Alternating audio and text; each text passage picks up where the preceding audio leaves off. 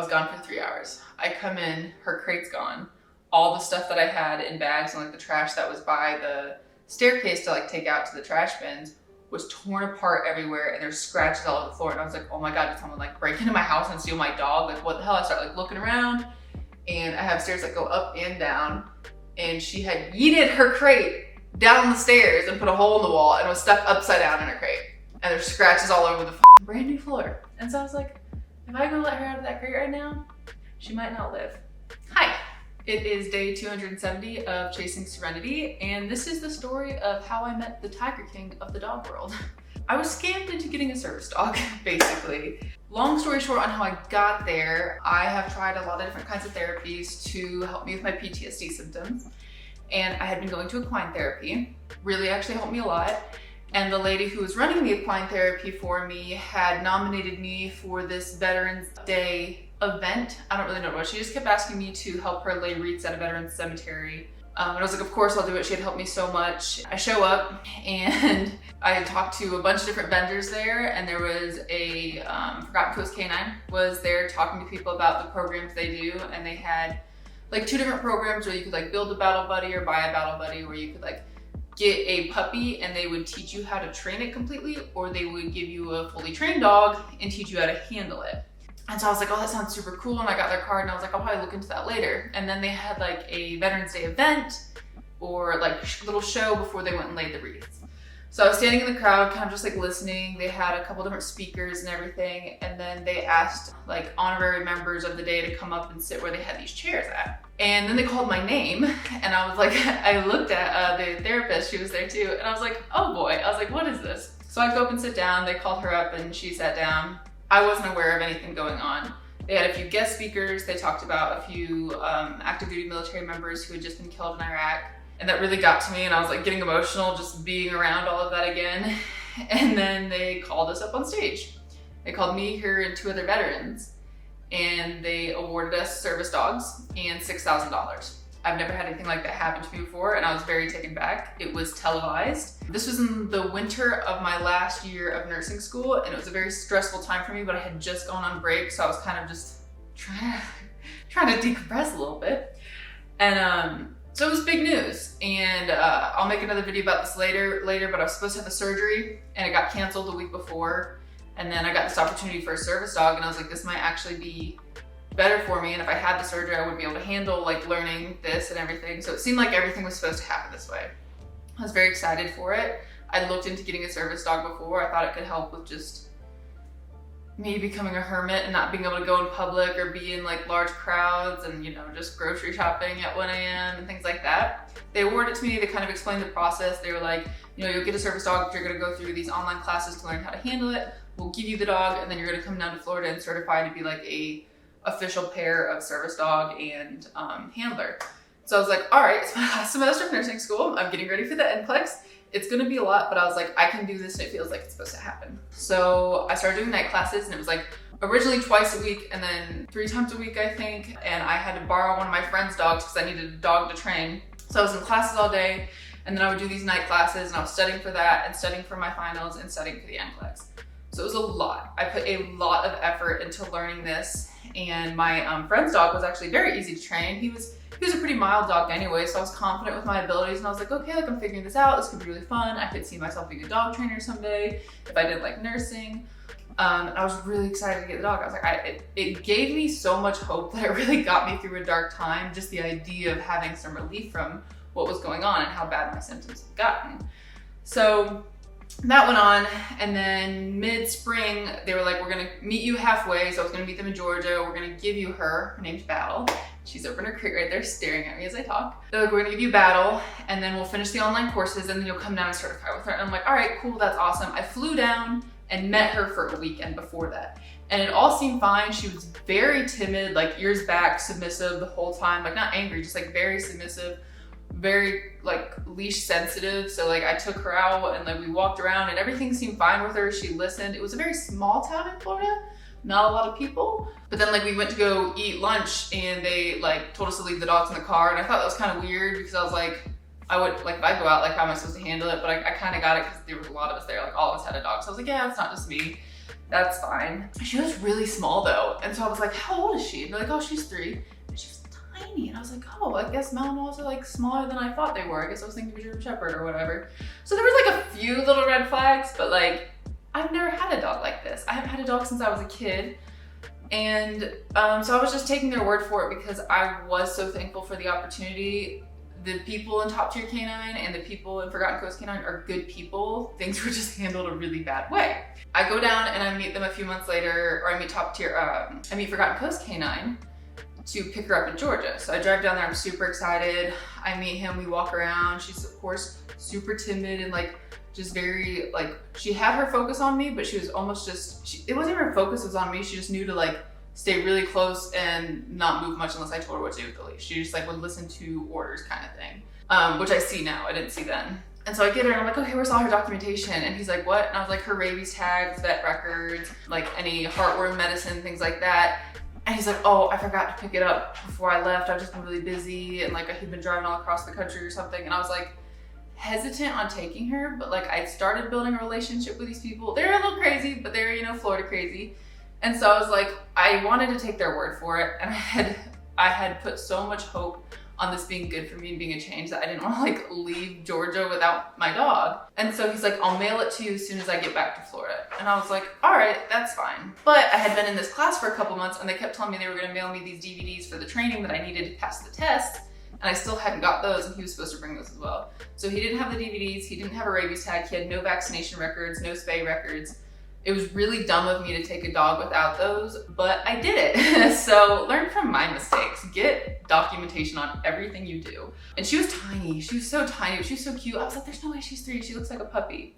So I got her back home and she was really timid and she was sweet. And she was like all over me. She'd lay in my lap and like, but she was like kind of spazzy where she would like jump in my lap and jump over here. Like she wouldn't just chill, but I was like, you know what? She's going through a lot. It's a big transition. They told me that it'd be a transition period. I talked to some friends who had dogs and they're like, it takes about 2 or 3 months for them to settle in. So she might act up a little bit. And I was like, okay, good. Like I know what to expect. And she was always in a crate if she wasn't with me on the leash. So I was like, that's fine. But then she started like trying to like run out of her crate every time I opened it. We just started having little behavior issues. She'd always bark at my sister. She'd bark at anybody that came in the house. Or she would just turn her back and like not look at anybody. She was really only okay with me handling her, which made it hard because like in school and everything going on, she wasn't at the level, like I would take her for a walk and then come in my house and sit down and I would just want her to like sit next to me. Because I was like, I'll see how she does here. And then like maybe I'll take her to a coffee shop and then maybe she can come to class with me because that would really help me out.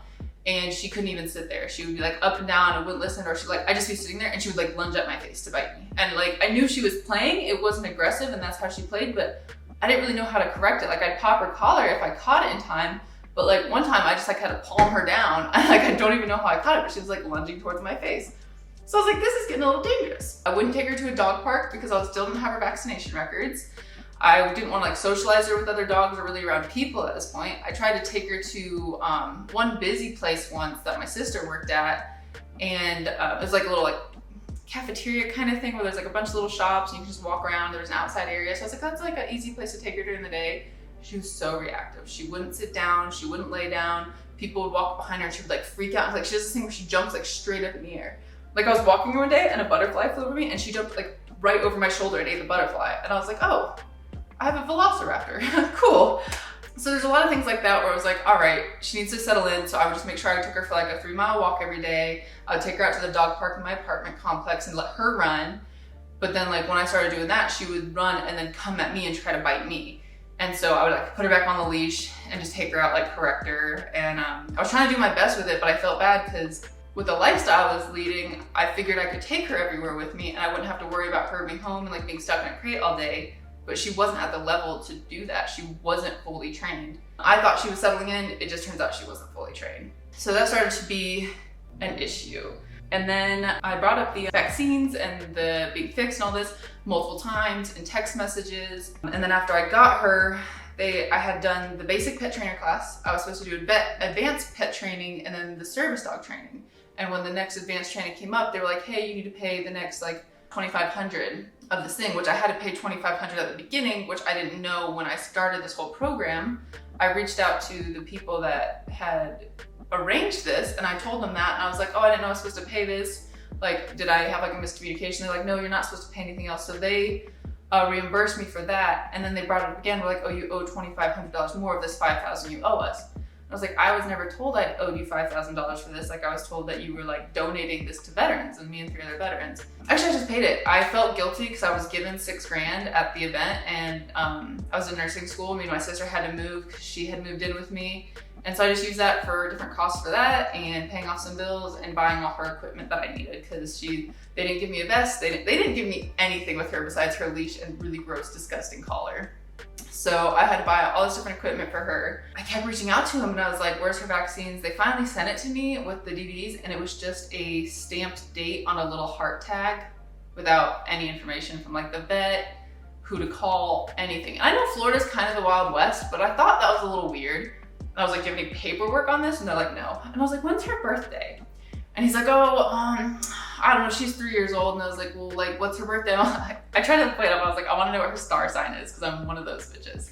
He wouldn't tell me. He's like, oh, I don't know. And I was like, how do you run a dog training facility where he was breeding these dogs himself, and you don't even know the date of the litter that you gave me? It just sounded really fishy. And I texted him multiple times. I finally called him and I was like, what is going on?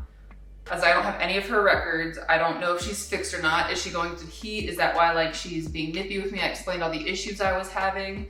And that's when he finally told me, he's like, no, she's not fixed, so that you have the option to breed her. I was like, why would I breed a service dog? I was like, that is not the point of me having this dog. Like, it was supposed to help my disability, not be for profit. And then he was like, yeah, she's 3 years old, she's not fixed. And we do all the vaccinations in-house besides rabies, so we don't have any like paper records of that, but she is vaccinated and she's good for a year on that and 3 years with her rabies. And I was so frustrated. I was overwhelmed with school, dealing with a lot of emotional stuff on the back end with just my PTSD still. And I was just like, okay, fine. I was like, I am gonna do my best with her. I want to keep her and I will keep training her. But if I come down to Florida and you guys can't help me fix these behavior issues, and she's not up to par where I can take her in public or take her to classes or take her anywhere with me, then like, I don't want to bring her back. Because the only reason I was okay with this is because I thought it was a service dog. I didn't want a pet. I didn't want to just get a dog. I wasn't in a place to get just a pet, but a service dog was something that I really thought would add value to my life. And at this point, it's detracting so much because I had put so much effort into her. I couldn't let anyone else handle her, even if I showed them how. Like, I just couldn't trust her not to do something terrible and then get in trouble. And then I didn't even know she had a rabies vaccine. I didn't know she had any vaccines, heartworm, just anything. I was going through that. I talked to my therapist about kind of what to do, and they put me in contact with some people. So I was kind of working on the back end of a plan if this did go really bad, because it started sounding really fishy, but they were also veterans. I kind of wanted to give them the benefit of the doubt and hope that they were doing the right thing, and that it was just a learning curve for me, because I am not in the dog world, and it is a crazy world I'm finding out. So I stuck with the classes. I was doing all the training. I was handling the leash and treats and all that, just exactly how they told me to. And she was doing okay with like walks. I finally got it to the point where she wasn't pulling a lot and she would stay with me. But besides that, that was like it. Like she would walk well on a leash and freak out in public and growl at people. And so it wasn't going well for me. But she was sweet to me. She would cuddle with me. She would sit on me. It took a while to like get to that point, but she would be very attentive to me. But then she started being more aggressive to other people that would come to the house. Like my friends, I had like 3 friends that would come over, and those were the only people that were ever at my house, and she would still bark at them every single time they came over. So that was a little frustrating. And at my sister who lived in the house, so I don't know why. She just didn't like her. So I was going through the advanced training course, and he started getting like really preachy and talking about like how awesome his program was, and how he like was doing this virtual reality thing, and it was groundbreaking in the dog world, and how he like traveled the country for years trying to find the best way to train a dog. And he got all that information for us because he had other people in the class who weren't veterans who had like paid thousands of dollars to be in this class to learn how to train dogs. And he would just talk about how awesome he was, and then like talk a little bit about how to train a dog. And so he was just like, really trust me, this is what you do, okay, bye. And it was really annoying. It was basically like what you could find on YouTube on how to train a dog. And I was like, all right, okay, this is where we're at. But then he started talking about like, he had very interesting political views. And then he told us that he had bought COVID off the black market and had been the first dog trainer to train a dog to detect COVID. I don't know if that was true, but that probably should have been my like major red flag. But at this point I was just like, okay, Florida man, like if that's what you did, can you please help me keep my dog from biting my face off? Like that's all I want from you. So yeah, he was definitely the Tiger King of the dog world. So I graduated, and then in May, and then I was going down to Florida to certify. So we drove all the way down to Florida together. And when I was down there the first time and met her, they gave me a tour of this really beautiful golf course facility that had these little cabins on it. And so he's like, this is one of the cabins you'll be staying at. Like it's all furnished and it has everything you need. And we'll like come pick you up and you'll train with us during the day. And then we'll go out and do like socializing or just environmentals. So you go out to different places and see how they react and how to handle them in different situations.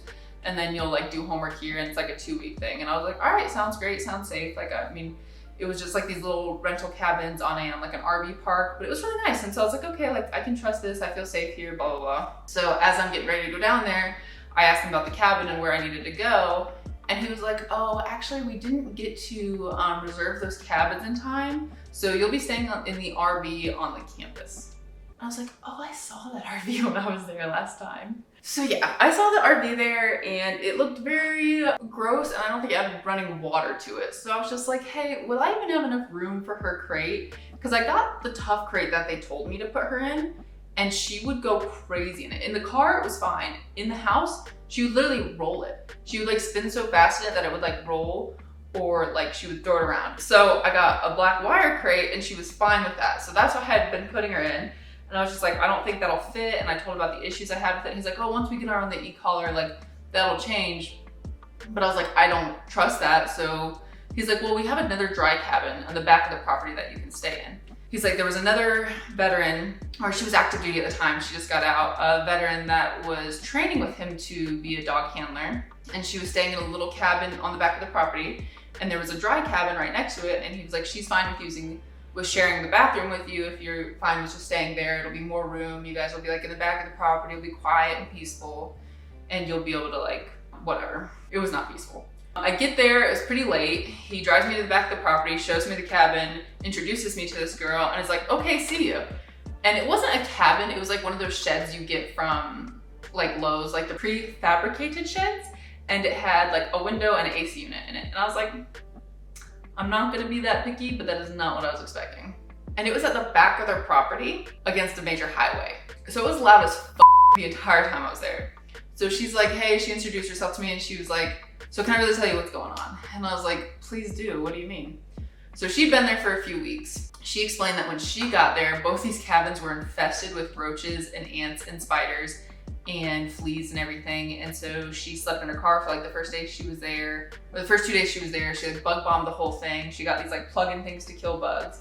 She about left, but she was in a different kind of program for education getting out of the Marine Corps and didn't want to lose that. So she stayed. And when she heard I was coming, she had done the same thing for my cabin, thank God, because I would have not dealt with that well. And I didn't. So she did that, she told me about that, and then she started telling me about like what she was seeing on the campus and how there was like 3 dog handlers for like 150 dogs and how their drainage system wasn't working properly and it was just filled with feces and worms and they wouldn't clean it out. And she was like the first person to clean it out since like who knows how long. And then she started asking questions about the vaccines and like when they vaccinate dogs and like what schedule they're on, and they got really cagey with her and like stopped letting her handle dogs at that point. So she hadn't seen any vaccines given. She hadn't seen any heartworm medicine given. She would see them be in their crates for 22 hours a day and then put in the runs for like an hour in the morning and an hour at night. And then their crates washed out. And so they were just like in their own shit and piss constantly.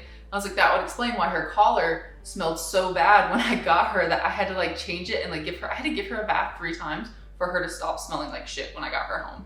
I was very confused by that, but I was just like, well, I don't understand how kennels work, so I guess they're just smelly. And then she told me there were some dogs there that they would use for training tools, so they'd keep them aggressive. And they were so aggressive that the handlers wouldn't even give them water or give them a water bucket because they would eat it. And so when they cleaned out the runs with the water, that was only the water the dogs would get during the day. So that's when I realized that this was a lot worse than I thought. I told her what happened with me and the sketchy stuff and like everything I just said. And she was getting ready to go back because she had some appointments that she had to do. So I was like, I'll let you know what I do. I wouldn't recommend staying here. You don't want their name on yours as a trainer. So I go back to my little cabin and I had set up her crate and I had put all my stuff in there because I was gonna try to see it out. I wanted to finish the in-person training and I wanted a service dog. I really wanted to make this work. And then she was just anxious. It was super loud. I couldn't sleep. And in the middle of the night, as I was laying there looking at her, I saw a cop crawl over my hand and a spider crawl across my bed. And I was like, I know I was like in the military and stuff, but there's a reason I got out. And I'm not really about camping right now. I'm not into it, just wanted to focus on the dog. So I didn't sleep at all. I went to the class the next day, and there was nothing of value said. And at one point someone asked about what licensing or tax or like what you needed to set up your business. And he's like, oh, don't worry about setting it up. Like the government or the state will reach out to you if you have taxes due. So just set it up then. And I was like, that is the worst business advice I have ever heard. Fuck this. And so I told him, I was like, I'm not comfortable in the cabins. I'm gonna get an Airbnb. The closest one I could find was Tallahassee. I told him I'd coordinate with Forgotten Coast, just get my handling cert instead of the pet trainer cert, and just called it at that and like work with him.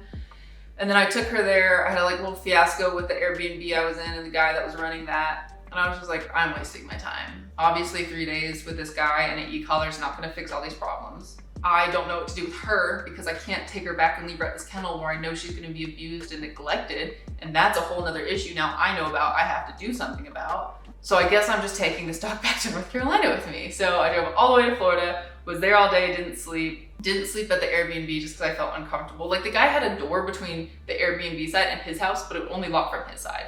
And I was just not okay with that and couldn't sleep. We turned around and I took her home with me with no plan on how to fix her. No plan, like I didn't know how to train dogs. I'd done the whole dog training course and I hadn't been able to make any progress with her. I got back, I talked to my therapist about what to do. She put me in contact with some people to help report him because the other issue was one of his friends was a sheriff in that town a long time ago and like knew everyone. So if you called animal control, they kind of turned a blind eye to it. So we wrote a letter to the governor about it, and then we're working on a letter to the Department of Agriculture because their ratio of dog trainers to dogs in the facility is illegal right now, and in the state of Florida. That's still going on. I don't know if anything will be done with it, but I just knew I couldn't leave her there. I just felt guilty. I was already emotionally attached to her, even though she wasn't what I wanted her to be. She's a really sweet dog. She can be a sweet dog. She'll eat your face, but she's a sweet dog. And so I contacted a few Malinois rescues because I was like, this is a very specific breed. It has a lot of specific requirements and they're a lot to handle.